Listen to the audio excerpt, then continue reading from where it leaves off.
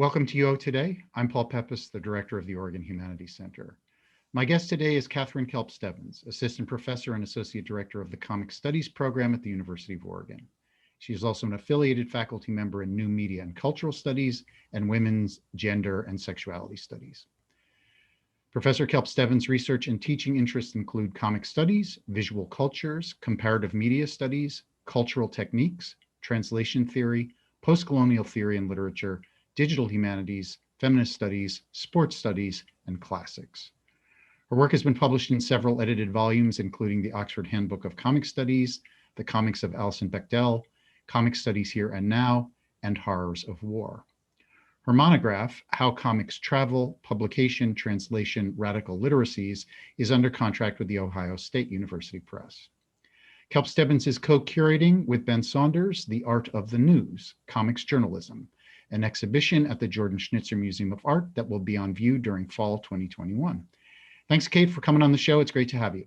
Thank you so much for having me, Paul. This is a really wonderful opportunity, so thank you. Total pleasure. Why don't we start at the beginning? What led to your interest in comic studies?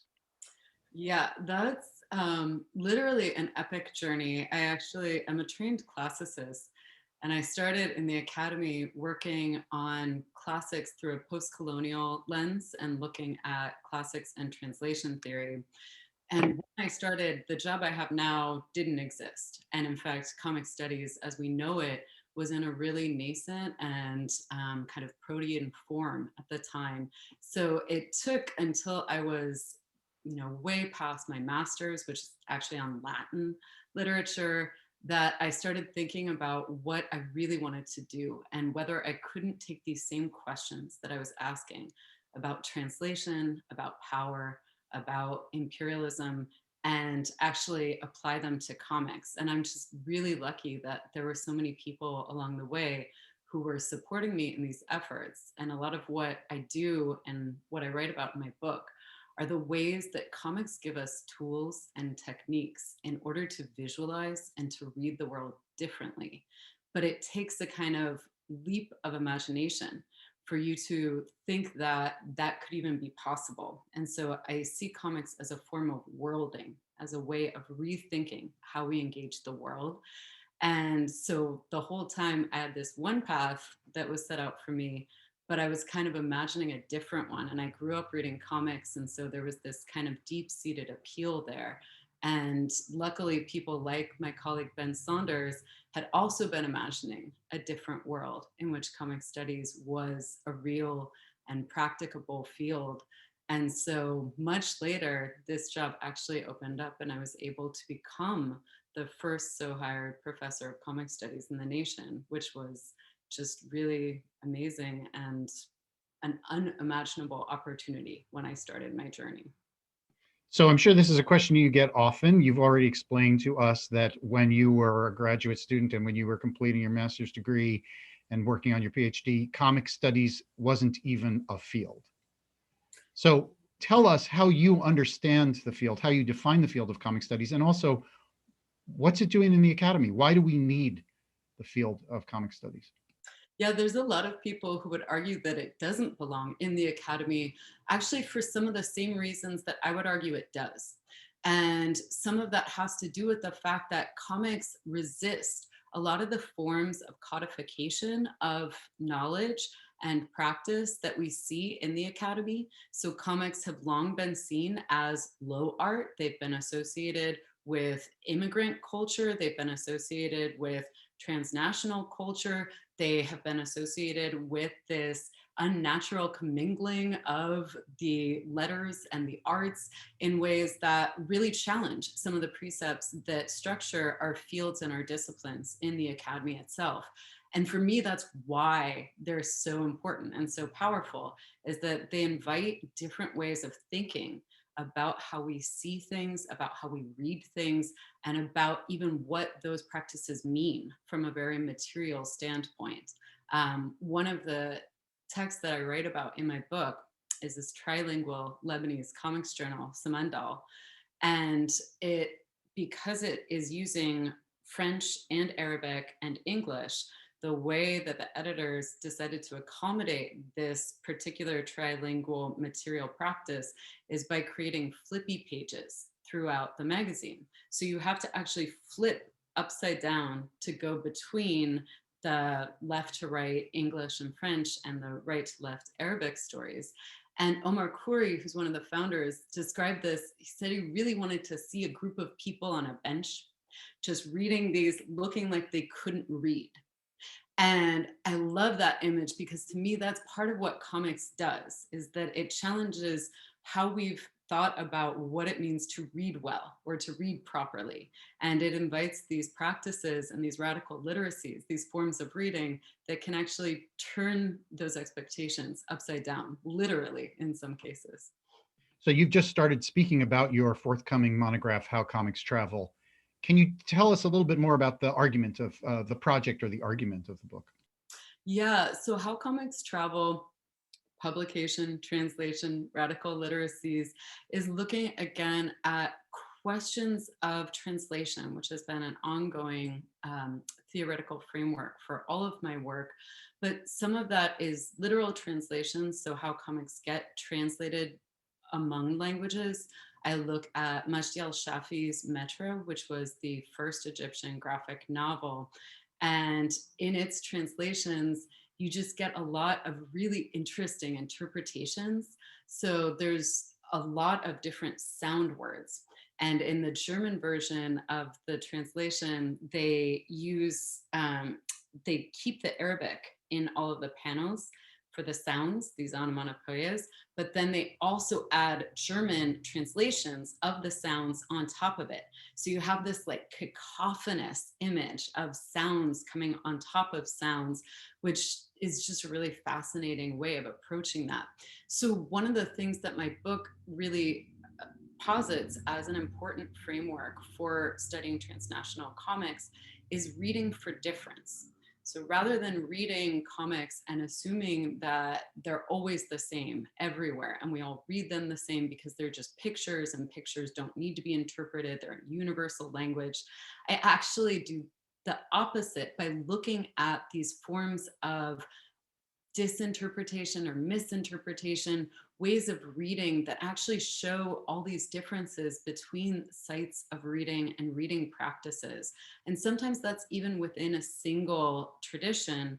So my fourth chapter is all about Michael Nico Yakulanis, who creates what he calls Haida manga. And for him, Haida manga is this way of challenging what we even think of as comics. In the US, comics studies has long been predicated on the idea of the gutter, so the space in between panels. And comics theorist Scott McCloud says that the gutter is the host to the mystery and magic of comics. It's where we interject with our own imagination and where we create the meaning in comic studies.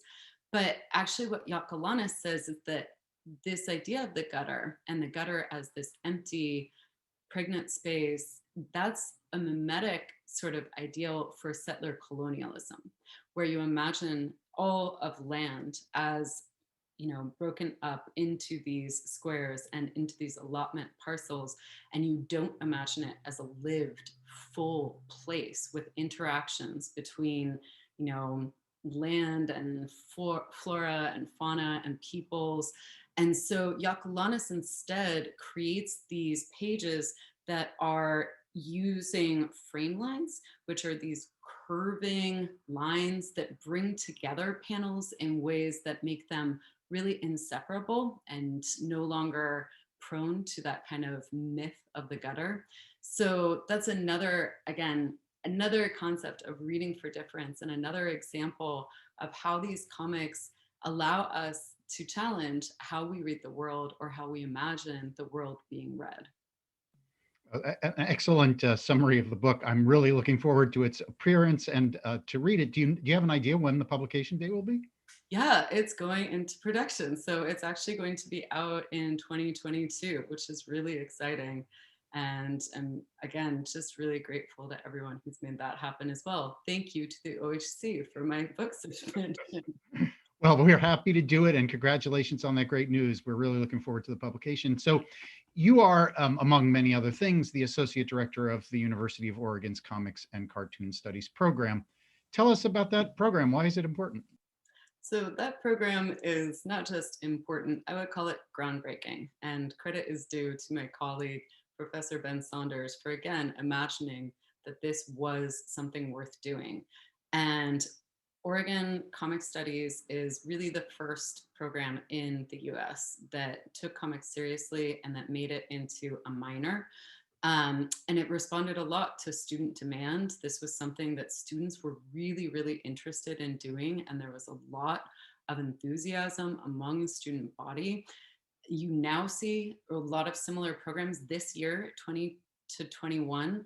San Francisco State University just started its own comic studies minor. There's similar programs at Portland State University and at Michigan State University and University of Florida. So since we had UO comic studies, there's now finally been a kind of bellwether in the nation where people are recognizing that this is something worth studying in the academy and that there's a lot of value and that the research practices that it offers for students cut across a number of disciplines. So to me, one of the most exciting things about how we do cartoon and comic studies here at the University of Oregon is our interdisciplinary approach. We offer classes in a number of different, not just departments, but colleges.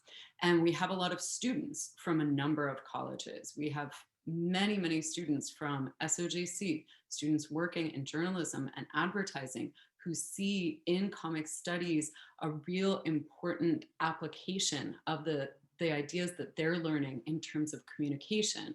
We have a lot of students from the College of Art and Design who work on comics themselves and who aspire to use the principles from comic studies in their own artistic practice.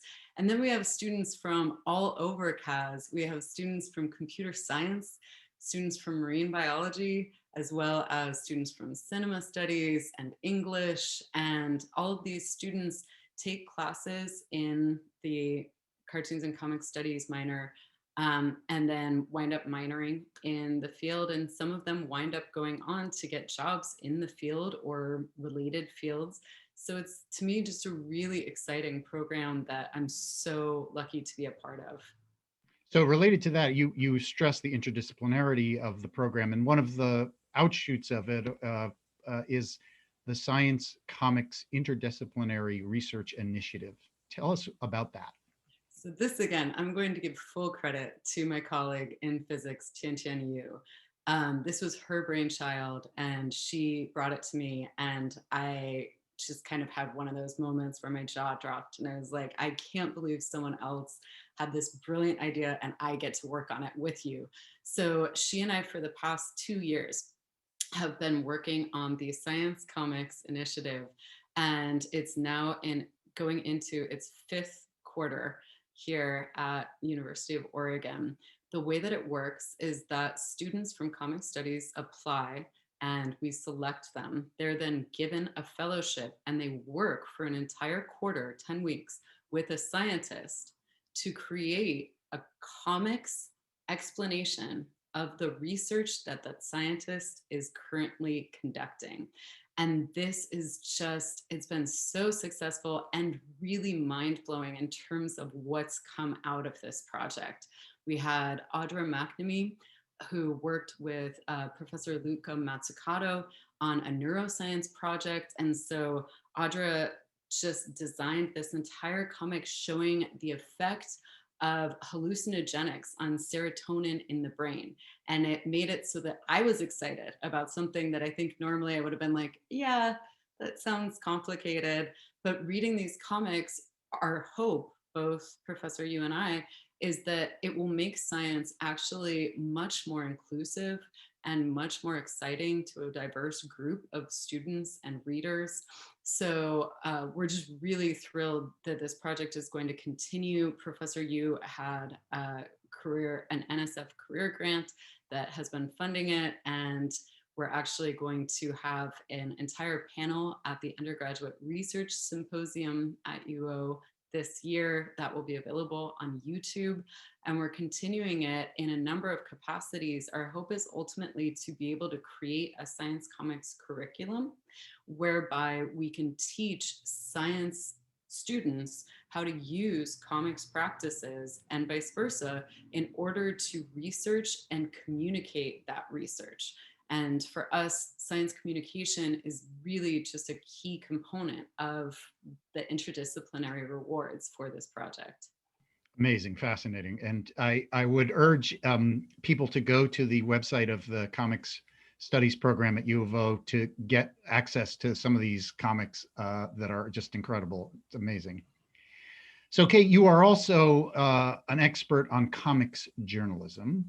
What is it, and why is it an important field? Yeah, that's a really great question. And there are some people who can rightly trace comics journalism back hundreds of years.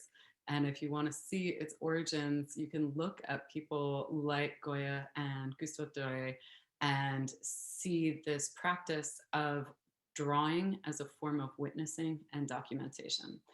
And I think that is a really valid way of starting the kind of trajectory of comics journalism. But the way that we know it now, and what I consider to be contemporary comics journalism, really starts at the University of Oregon. And it's one of the reasons that I was so thrilled to get to work here, because this is where comics journalism more or less begins, with artist and journalist Joe Sacco. And Sacco comes to University of Oregon to study journalism and is working for a while just doing print journalism before finally developing what we consider to be contemporary comics journalism with his first series, Palestine. He went to the occupied territories in the early 90s as a journalist, really because he was unsatisfied with what we would consider mainstream journalism reporting on the Middle East. And he wanted to go and be able to document this for himself. And he felt the best way to do so was by drawing. So, this idea of doing long form reportage in comics form starts in the early 90s and then gets picked up by a number of people. So at this point, there's actually websites that are dedicated to comics journalism. One of them is based out of Portland. It's called The Nib. There's another one based in Europe called Drawing the Times. And there's a lot of people around the world who are working to do journalism through comics. And I find this practice to be not simply what we might consider a genre or a form. I actually think of it as an ethics. The people who are working in comics journalism have a very specific reason for doing so. And the sorts of stories that they tell and the ways that they tell them are very human minded, if that makes sense to the OHC. They're much more about creating relationships with the people that they're interviewing slowly, right? This is a counter practice to the 24-hour news cycle. It's also, to my mind, an incredibly urgent practice in the age of misinformation, when we're always talking about bots and who knows where your news is coming from. Comics journalism is a practice whereby a human being sits there and slowly and painstakingly draws a story as a form of witnessing and as a form of documenting something that is happening in the world. And so, yeah, that's in a nutshell comics journalism. So, as part of your expertise in comics journalism, you have the opportunity, you are currently engaged in curating an exhibition at the Jordan Schnitzer Museum of Art that's opening in the fall, which is called The Art of the News Comics Journalism. Tell us about the exhibit. So the Art of the News is very exciting in that it brings comics journalism really full circle. We're going to have many of Joe Sacco's work beginning from his earliest work and extending into his latest work, which actually just came out this year. It's called Paying the Land. And it's a really beautiful, long exploration of resource extraction among the Dene peoples in what we would call via settler colonialism Canada. So we have a lot of Joe's work, which serves as this kind of foundation. And then we have a number of artists who have all been really influenced by Joe, many of whom are actually Portlanders as well, or we also have a lot of international artists. So we're bringing together some of the most exciting and most recent work in the field, and we're bringing together people from all over the world and looking at works that kind of span from Victoria Lamasco's work documenting Russian dissidents and a lot of anti-Putin rallies and various court cases, to Jesus Cosio's work in Peru, documenting atrocities committed by Shining Path, as well as environmental devastation wrought by mining companies. And then here in the US, we're looking at people like Sarah Merck's recent work. She was able to go and interview some of the few remaining prisoners at Guantanamo Bay, and then collaborate with a number of artists to bring these stories into existence visually through comics journalism.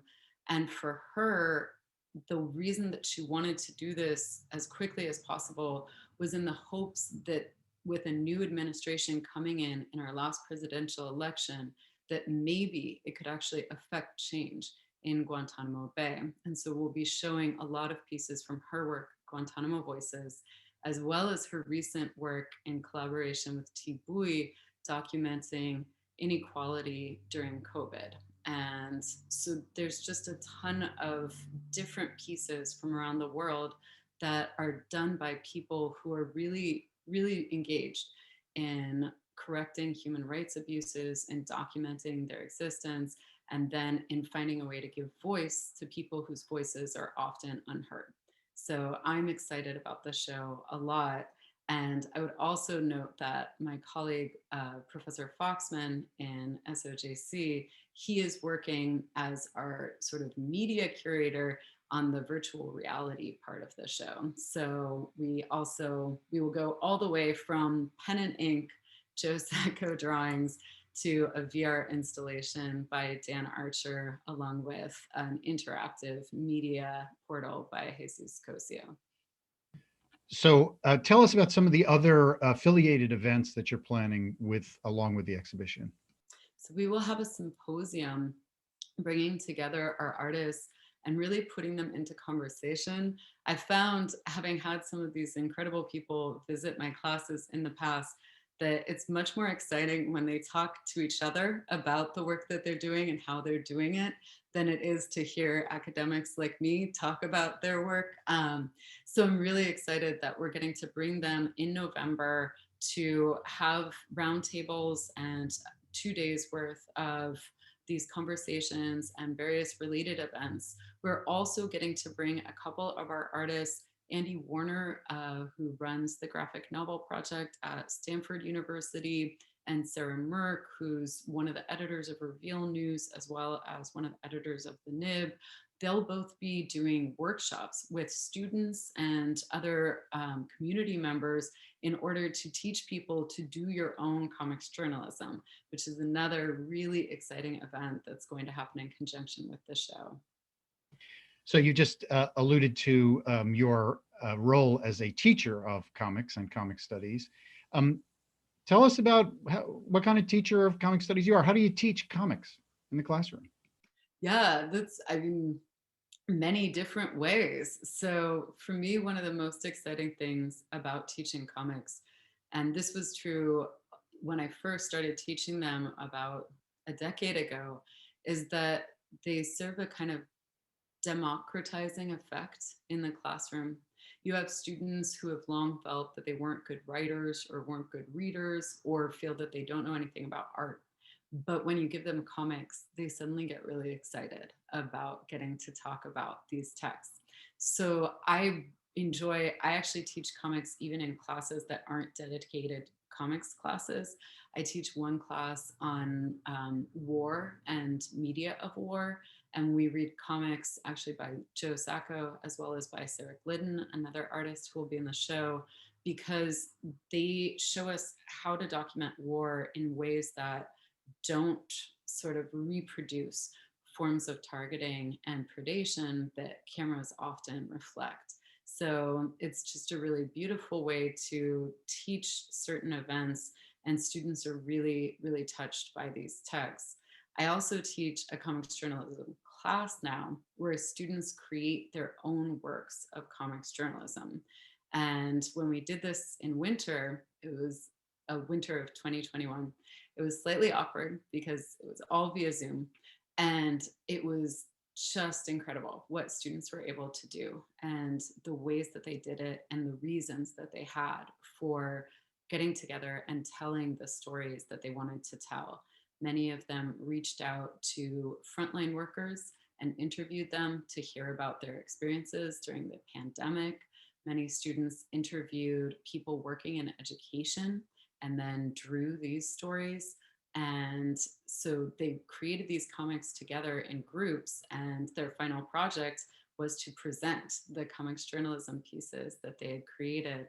And it was really amazing just to see what they'd come up with working together in 10 weeks' time. Do you create your own comics? Have you ever done that? I do. They're not worth publishing, but I do that. That's the thing that I've been known to do. I think I'm much more of an appreciator of other comics than I am an artist myself. But I really enjoy getting to feel what it's like to think in image and text at the same time. So I think you've already begun to answer this question, but I'll ask it anyway. What attracted you to the University of Oregon? Why'd you want to come here? Well, what I don't even know how to answer that without saying that my job, when it existed, was the job I had dreamed might exist one day. And the fact that it existed in my lifetime and when I was still in academia was just an absolute windfall. And I'm just so amazed that, again, my colleague, Professor Saunders, thought this was something that needed doing and then made it possible in the world. And then I got to be that. So all of that to me is really just incredible. Other things that I think Oregon has beyond our comic studies program are just a really strong dedication to the humanities and to interdisciplinary work.